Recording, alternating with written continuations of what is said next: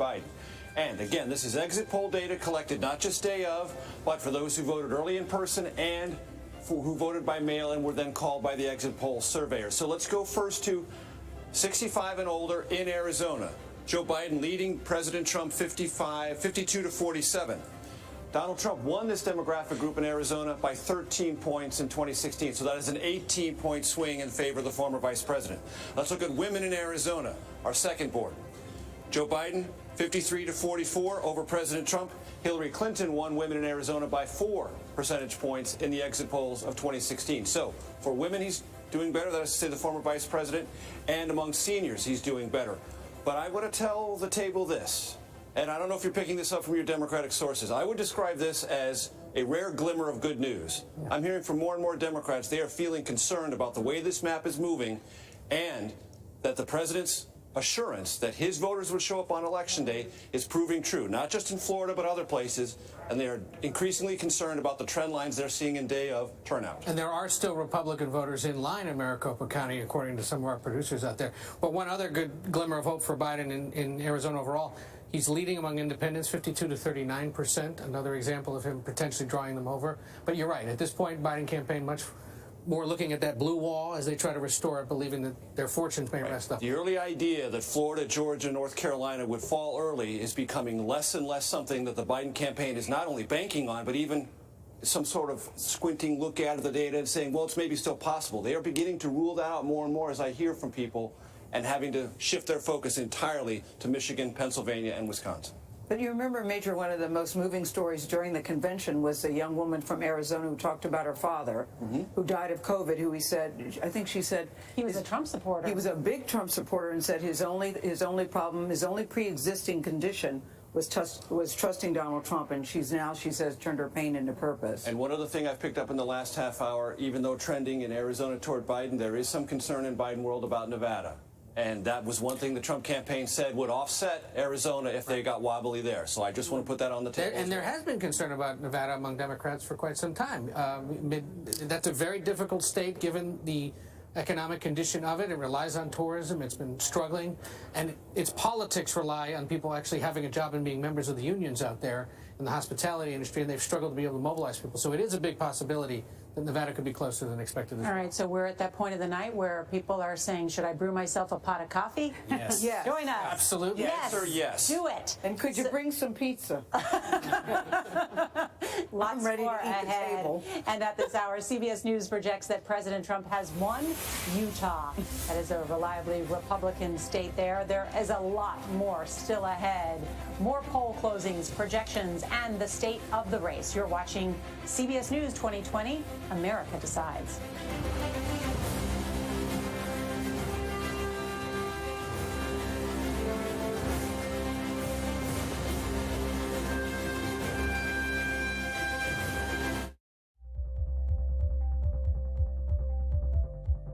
The biggest names in politics. Whoa, that's news. Do you think that the president has the authority to send in active duty troops? Face the questions you want answered. Did the CDC let the American people down? Tell me about the decision. When was it made? Who made it? What is the next area that you are concerned about? What does that mean for the risk of reinfection here in the United States? You bring up a very good point, Margaret. Margaret, that's a great question. Face the Nation with Margaret Brennan on CBS. Go to the ends of the earth. Right now. We got something crazy. And reach for the stars. Here we are. Tom? Yes, it's my comeback. Hey, this is pretty fun. Oh, wait, there's more. Experience thought-provoking, Welcome to the idea of being a human being. innovative, and truly original reporting. Look through a telescope and go, wow. Because there's always something new under the sun on CBS Sunday morning. It's not just left and right. What are the most vulnerable issues for both President Trump and for Joe Biden? It's not just wrong and right. What is the pitch to voters? The biggest pitch is going to be the economy. Our politics don't have to divide us. They can unite us. Healthcare is an animating issue for voters. This is why we're here, to help make sense of the most important issues in America. Thank you for helping to bring clarity on election night. Watch Red and Blue, weeknights at 5 on CBSN. This could be the worst that you've ever seen. Fires are going to get worse, and hurricanes are going to get worse, and they already are. Firefighters struggle to contain over 600 wildfires. Thousands of people evacuated. It's hard to find a place that has not been affected. This is Hurricane Laura. Behind me, you can see that we are in the eye wall. Download the free CBS News app to watch.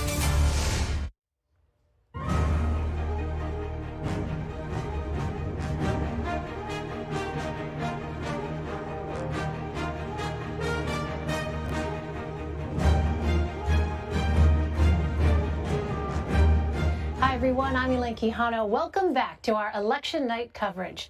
The major battleground states that will decide the 2020 presidential election remain too close to call, as polls in most states have closed across the country.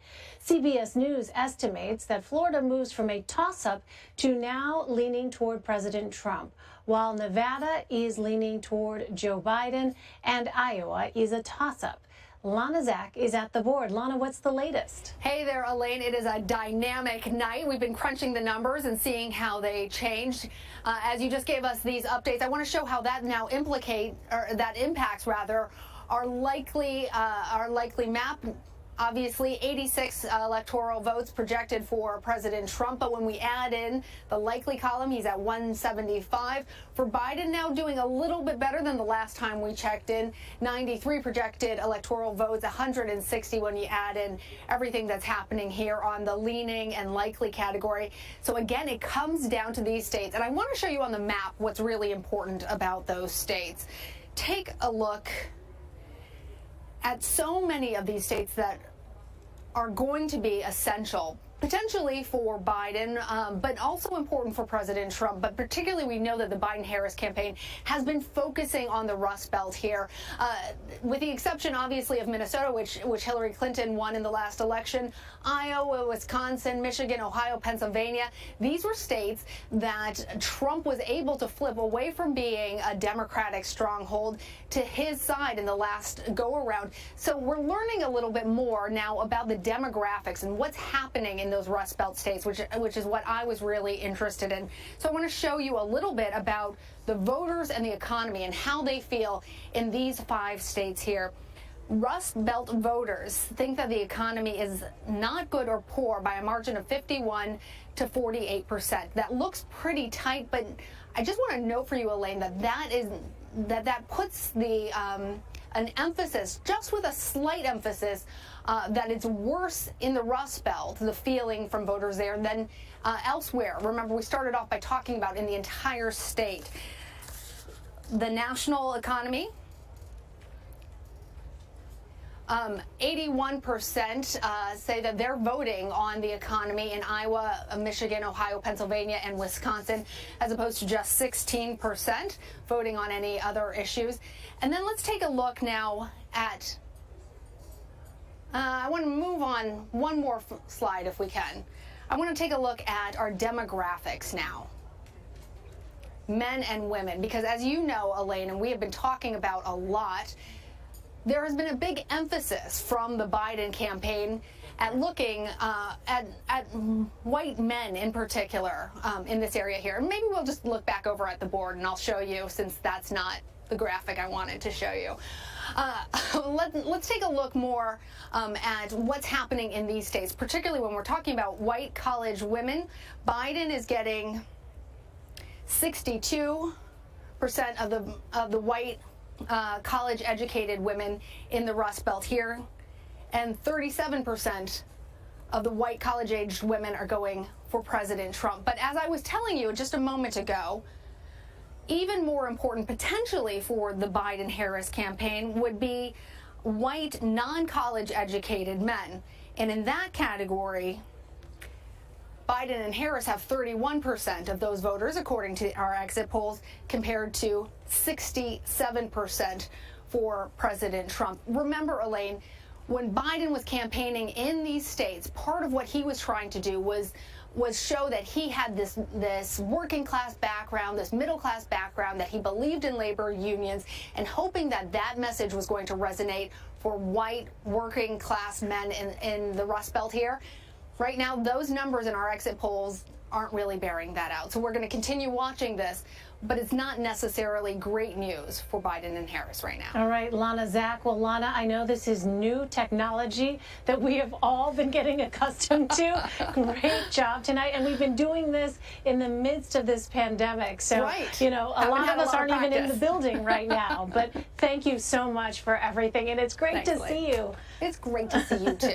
All right. It is nearly 11 p.m. on the East Coast, and polls are about to close in California, Idaho, Oregon, and Washington. There are 78 total electoral votes at stake in those states, but that doesn't mean the country will hear the results of the election anytime soon.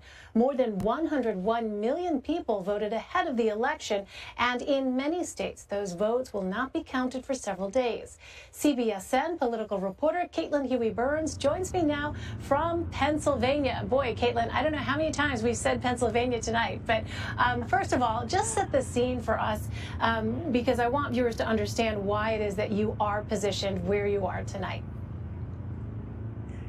Yes, this is Pennsylvania. 20 electoral votes was determined by just 44,000 votes in 2016 for Donald Trump. The reason that we have been so focused on Pennsylvania, in addition to those facts that I just described, is because the ballots are the issue here in Pennsylvania. Remember, we've been talking about states ramping up their absentee ballot programs. They did that here in Pennsylvania. 3 million absentee ballots have gone out here. We saw a record number in the primary as well. But unlike some of these other states, Pennsylvania didn't start opening up those ballots. They weren't allowed to start opening up those ballots until 7 a.m. this morning. So I'm outside the Pennsylvania Convention Center here in Philadelphia. You can see it behind me.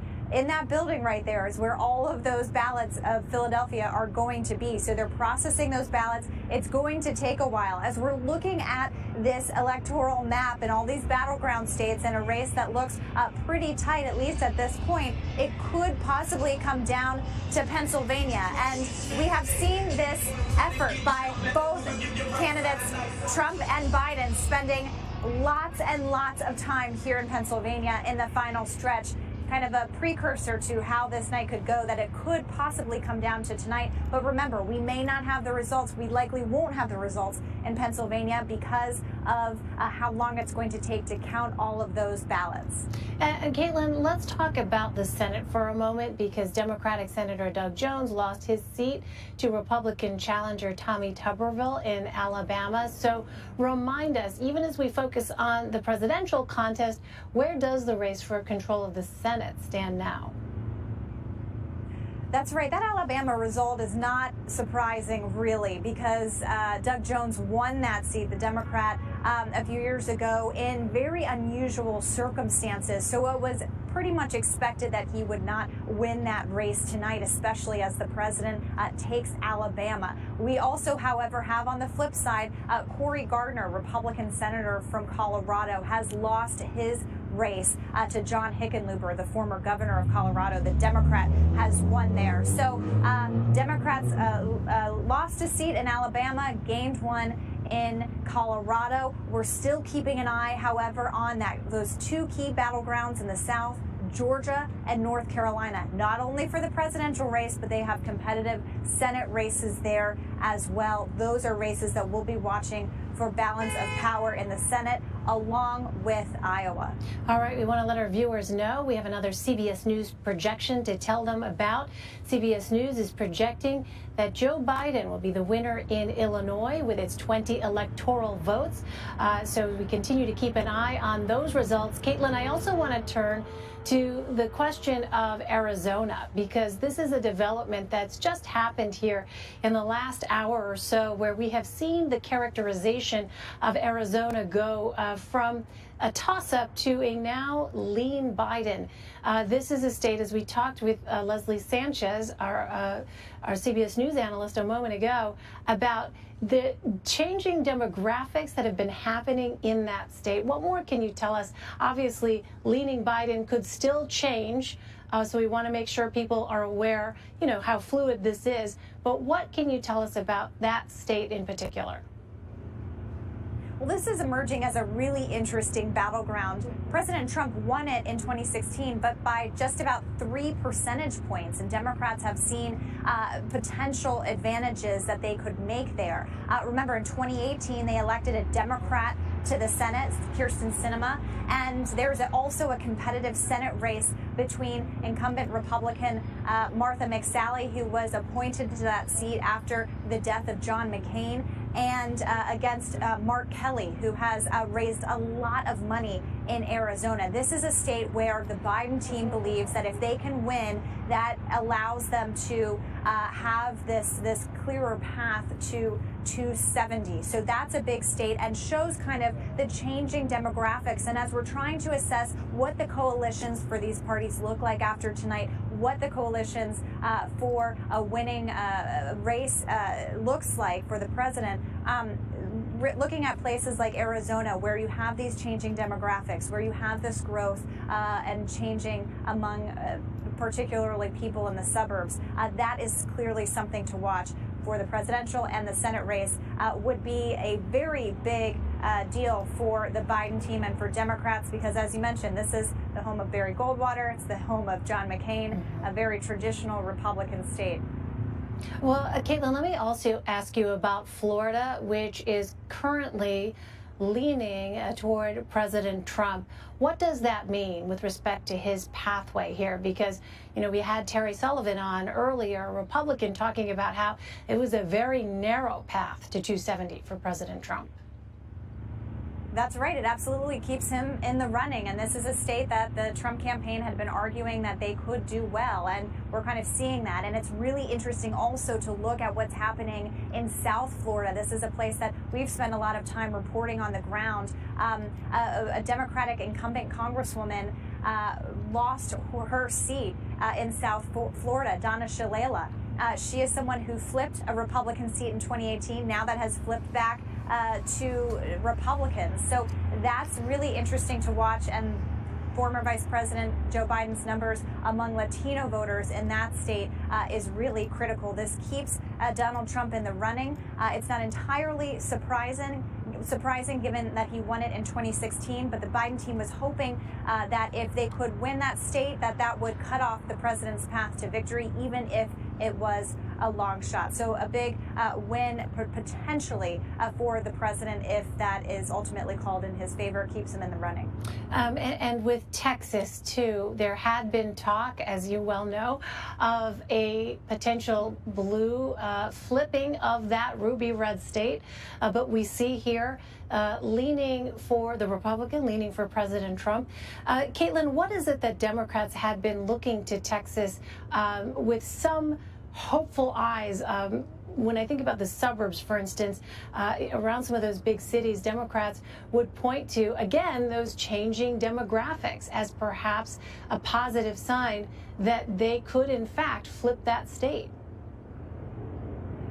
Absolutely. And this was always part of a longer theme for Democrats, a longer shot, I should say, for Democrats. And they kind of knew that, but hoping to what they're hoping to do in a place like Texas is kind of build out the party there. And you've seen that from people like Beto O'Rourke campaigning around the state, trying to flip seats in the state legislature, which could have a big impact on redistricting.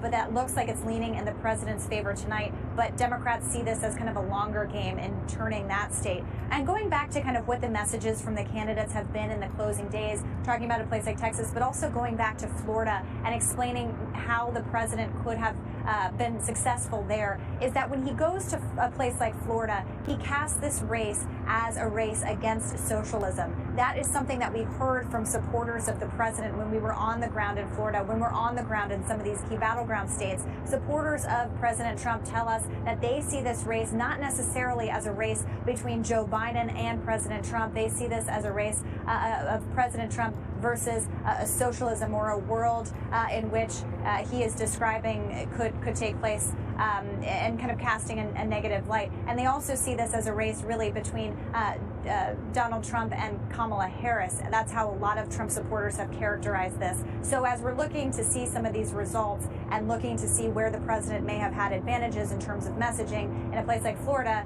that could be the thing that helped tip in his favor. All right, so Caitlin, we have said it repeatedly, but please, in our final minutes here, before we let you go, remind our viewers what is necessary to actually project a winner when it comes to the presidential contest.